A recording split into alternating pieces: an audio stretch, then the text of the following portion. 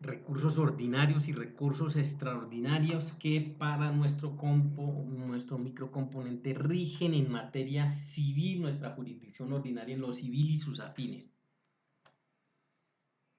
Los recursos ordinarios, entonces procedemos a verlos los 4 que tenemos para esta jurisdicción, que son el de reposición, el de apelación, el de hecho queja y el de súplica.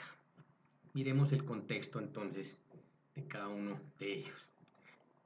El de reposición, ¿contra qué procede el recurso de reposición? Contra los autos que dicte el mismo juez y contra autos del magistrado sustanciador no susceptibles de súplica. Pues hace la advertencia porque siendo susceptibles de súplica hay que interponer súplica. Y todos aquellos autos de la Sala de Casación Civil, Comercial, Agraria o de Familia de la Corte Suprema de Justicia. ¿Cuál sería entonces un ejemplo? Autos susceptibles únicamente de reposición. Dice el artículo 432 en su numeral tercero, inciso segundo, auto susceptible únicamente de reposición. Es importante porque, claro, aquí en la teoría de los actos procesales de impugnación, entonces vamos a hacer distinción de qué es lo que se puede impugnar. Entonces, en principio, lo que se puede impugnar son las providencias judiciales. Eso es la premisa general. La segunda, o para empezar a desarrollarla, tocaría establecer todas las providencias judiciales en Colombia son susceptibles de impugnarse y habría que decir que no. En materia de autos, está consagrado que en la división tradicional de autos de simple trámite y autos interlocutorios, los autos de simple trámite no son susceptibles de ningún recurso. ¿La razón? Pues que no contienen nada de fondo y se entendería que interponer recursos contra ellas sería de manera dolosa, digámoslo así, interrumpir o tratar de interrumpir una actuación judicial que no tiene y no amerita ningún reparo porque es un simple trámite. Está dispuesto en la ley, pues hay que cumplirlo y no más. Mientras que por regla general también se dice que los autos interlocutorios en Colombia son susceptibles de impugnarse. Entonces, el ejercicio de la impugnación, ¿en qué consiste? En atacar una providencia judicial con la cual yo no estoy de acuerdo, exponiendo, muy importante, los argumentos del por qué. De ahí que miraremos eso con detenimiento más adelante, sobre todo en el de apelación.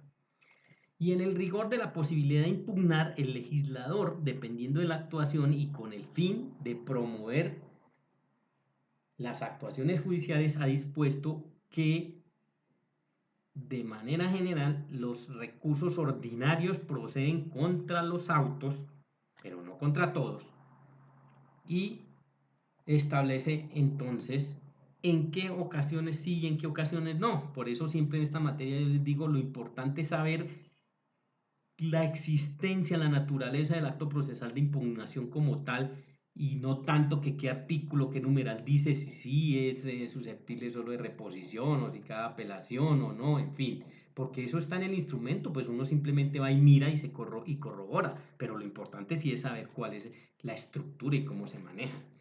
Entonces este 432 nos trae un ejemplo de un auto interlocutorio que es susceptible únicamente de apelación, que en el argot jurídico nos está diciendo que es inapelable, pero no irrecurrible. Porque, saben ustedes, conocen la distinción. Irrecurrible es que no le cabe ningún recurso, inapelable es que no le cabe el recurso de apelación. En este caso estamos frente a un auto que es inapelable, por lo tanto yo tengo que pensar que aquí, en este caso particular, dándose las condiciones, ya las miraremos, procedería el recurso de reposición. Y es el auto que declara terminada la ejecución por obligaciones de dar. En el régimen de las obligaciones, acuérdense que tenemos las de dar, las de hacer y las de no hacer. En el régimen de las de dar, dice, vencía el término para aportar el dictamen o el de su traslado al ejecutado, dependiendo del caso, surtía su contradicción en audiencia, según el caso, el juez resolverá la objeción.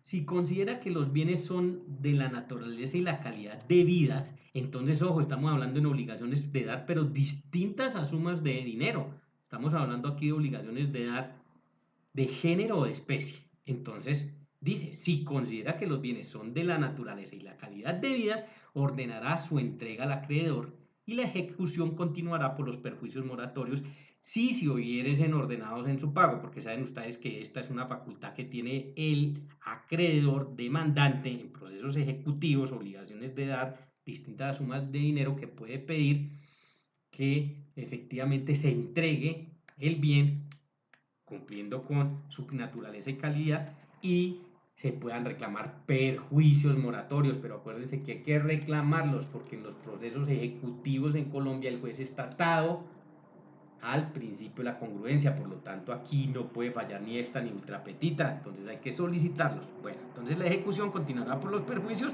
si los hubieran ordenado en el pago.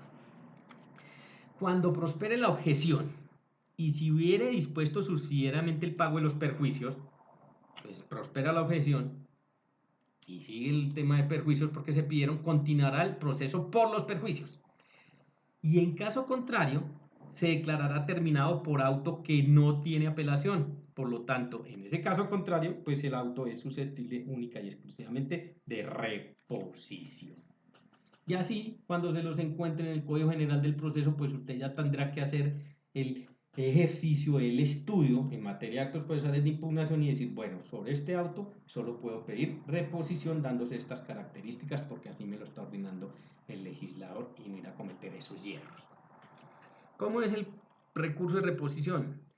Se dice que es un recurso principal, o sea que tiene que promoverse siempre como principal, que se maneja en el plano horizontal. ¿Por qué en el plano horizontal? Porque está diciendo que el mismo juez que profiere la providencia judicial que es susceptible de reposición, ese mismo juez será el que tiene que resolver y que sea motivado. Bueno, esto de motivado se manejaba antes en el contexto del Código de Procedimiento Civil porque uno de los cambios significativos en materia de recursos es que el Código General del Proceso dispuso, y me parece totalmente acertado, que todos los recursos deben argumentarse o deben fundamentarse. Antes hacía excepción por el recurso de apelación y eso había y traía en muchas ocasiones dificultades en la actuación procesal porque el juez tenía que hacer el ejercicio y tenía que entender en qué le era desfavorable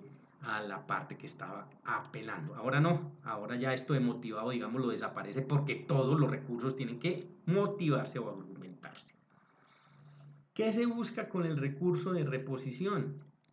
Se busca reformar o revocar la decisión que profirió ese mismo juez. Ese es su sentido, no más revocar o reformar, porque hay otros eventos sobre los autos, pero que no van vía recurso de reposición. Ustedes vieron, y aquí hay que traerlo a colación, que existen unos derechos como son la posibilidad, ¿cierto?, de pedir la aclaración, la corrección o la adición de una providencia judicial, pero esos son unos derechos a los cuales se obtienen las partes para hacerlo en contra de las providencias judiciales, pero no es vía recurso, es a través del ejercicio de ese derecho. Entonces el de reposición está para reformar o revocar la decisión del mismo juez que la profiere. Ya vimos cuándo procede, ahora veremos cuándo no procede el recurso de reposición. Dos eventos. Uno, no procede contra sentencias, eso no está consagrado hasta hoy en Colombia, por eso es un exabrupto hablar de la reposición de sentencias, eso no existe entre nosotros hasta hoy. Segundo, no procede contra dos tipos de autos.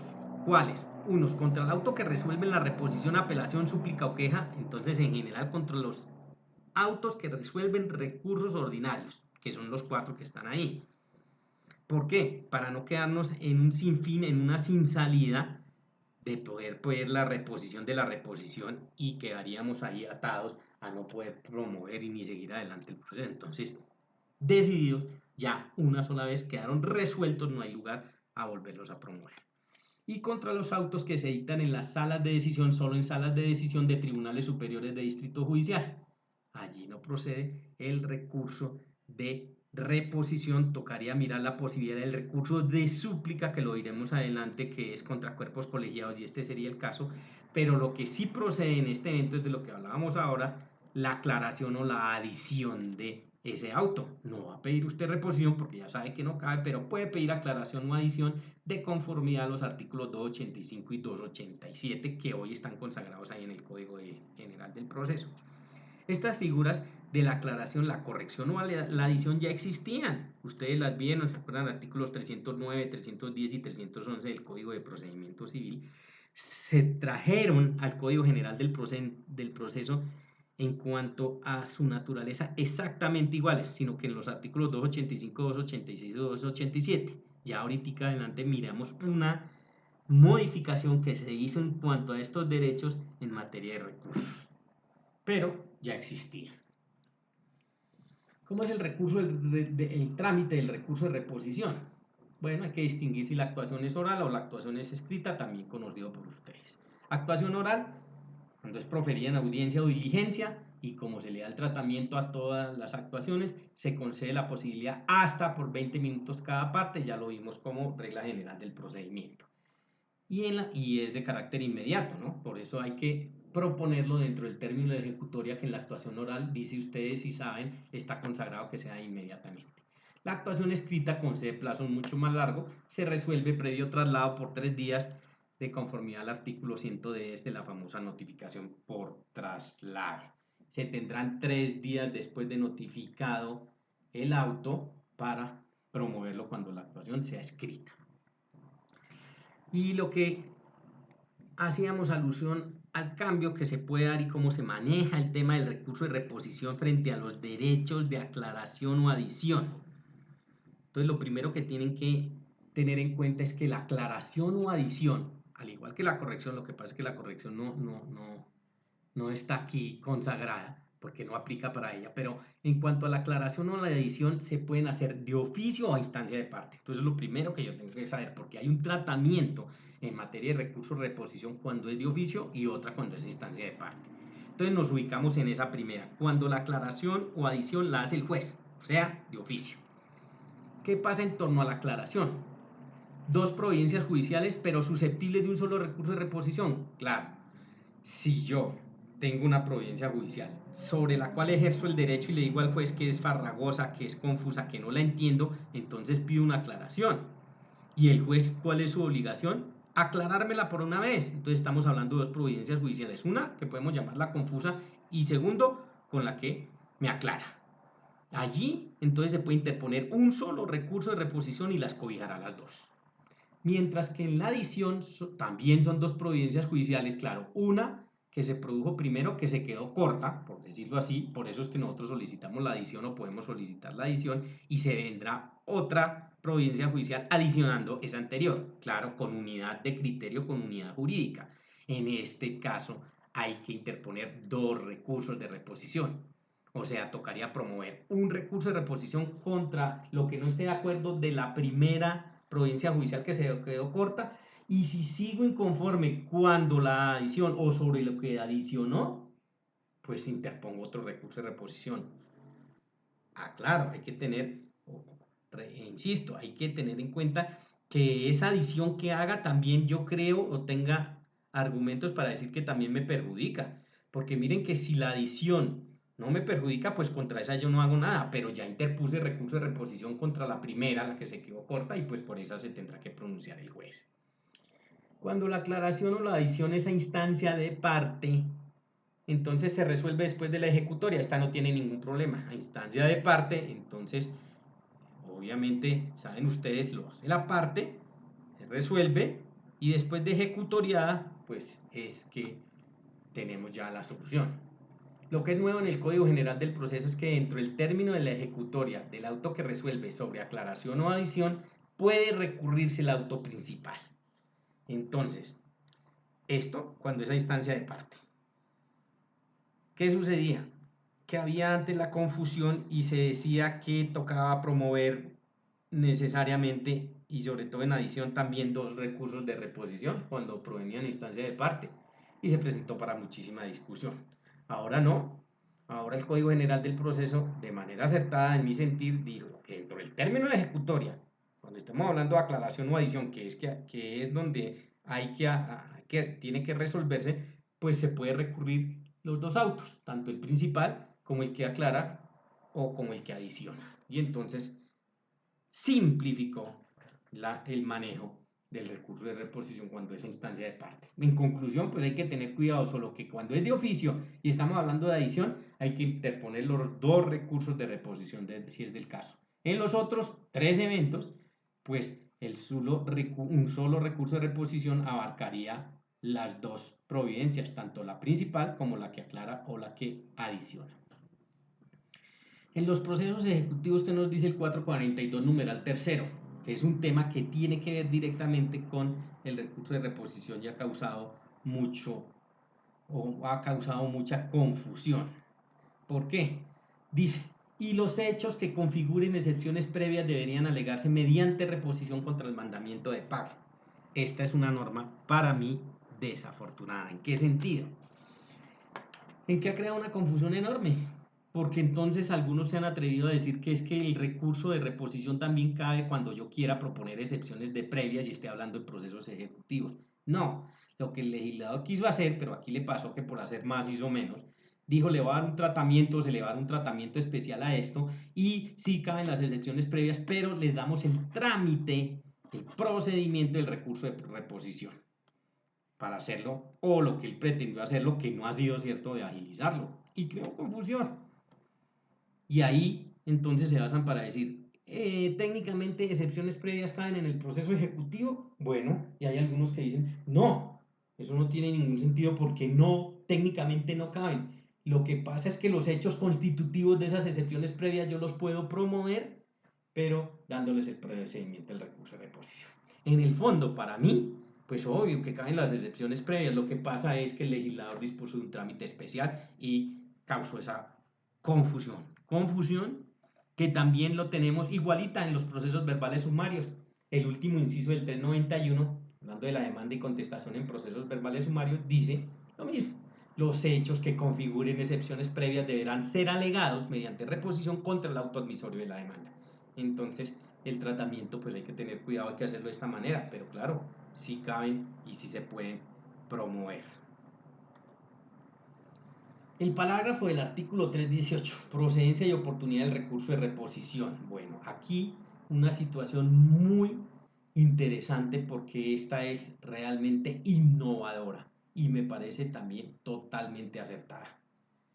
Dice, cuando el recurrente impugne una providencia judicial mediante un recurso improcedente, entonces hasta ahí mire que está confundiendo el nombre por desconocimiento, por falta de técnica, por lo que sea, pero existe la inconformidad, sino que interpone el recurso o lo denomina no como debería denominarlo. En ese caso, el juez deberá tramitar la impugnación por las reglas del recurso que resultare procedente, siempre que haya sido interpuesto oportunamente. Entonces miren que esto sí es una garantía procesal y es un avance en materia jurídica bien significativo, porque aquí estamos abandonando la forma para darle sentido al fondo.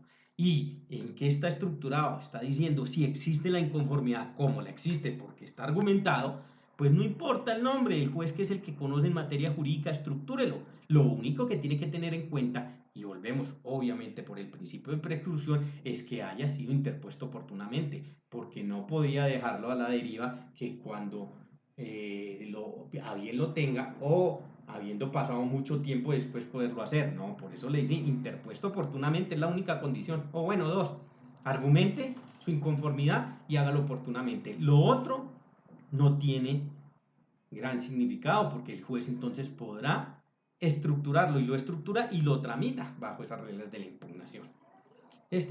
Sobre este recurso existe una discusión y es que si es solo procedente para el recurso de reposición.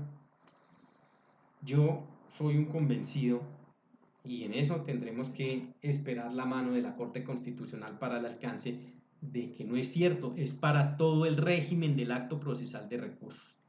En esto difiero de una postura que tiene el doctor Hernán Fabio López Blanco, en la cual él dice que de conformidad como quedó dispuesto en el Código General del Proceso y hablando puntualmente el parágrafo del 318 se está refiriendo solo al recurso de reposición y entonces que cabría solo en sentido de confundirlo con el recurso de súplica.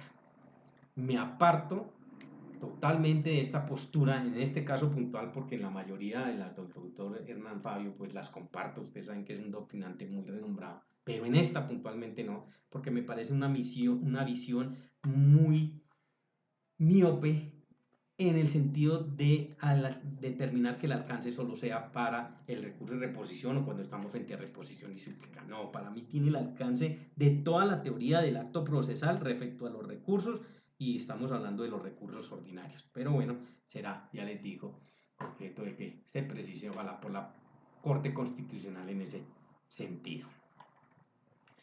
El segundo recurso ordinario es el recurso de apelación, dispuesto para qué? Para providencias judiciales, autos interlocutorios, los que están determinados por el legislador, y este, como manera muy especial, siendo susceptible también en unos eventos para algunas sentencias. Y entonces es el único recurso ordinario de los cuatro que está destinado o dispuesto para autos y para sentencias cuando el legislador así lo determine. Desarrolla el principio de la doble instancia, denominado por otros la alzada. Principio antiquísimo, lo conocemos desde antes del Código de Hammurabi y desde allá se ha venido respetando y se ha venido manejando y se ha venido o ha venido de alguna manera evolucionando. Nosotros lo tenemos consagrado de manera general, artículo 29, 31 de la Carta Política nuestra, en el cual nos dice que le asiste el derecho a las personas en Colombia de interponer el recurso de apelación cuando tenga una inconformidad frente a lo decidido por un juez de la República. ¿Cómo es? Es principal ejemplo cuando va contra sentencias, porque nosotros sabemos que allí no puede acudir o valerse de lo subsidiario, porque no existe la reposición de sentencias, entonces cuando va contra sentencias la apelación es de manera principal, pero también puede ser subsidiario, que es lo técnico cuando estamos hablando de autos susceptibles de apelación, en lo cual lo indicado, y es el consejo, claro, hay que interponer primero recurso de reposición y en subsidio de apelación. ¿Cuál es el sentido? Pues técnica jurídica, porque si usted puede atajar la situación ante el mismo juez que profirió la providencia judicial y hacerlo caer en cuenta del error que usted argumentó que tiene en esa providencia judicial, pues mucho mejor que no vaya a una segunda instancia por todo lo que eso implica. De no ser posible y de que el juez no reponga el auto, pues subsidiariamente entonces debe concederse el de apelación. En el sentido se concede en el sentido vertical, a diferencia del de reposición, que lo decíamos que es horizontal, aquí vertical, ¿por qué? Porque en la apelación, requisito sine qua non es que la providencia judicial la analice, la estudie un juez superior jerárquico al que la profirió. De tal manera que ahí aplica ese sentido vertical, por eso sube, por eso lo llaman de alzada. Y tiene una estructura en la jerarquía perfectamente dispuesta. Tiene que ser siempre un superior jerárquico. Y lo he motivado, reparos concretos formulados, ya lo sabemos, hoy todos lo tienen que tener.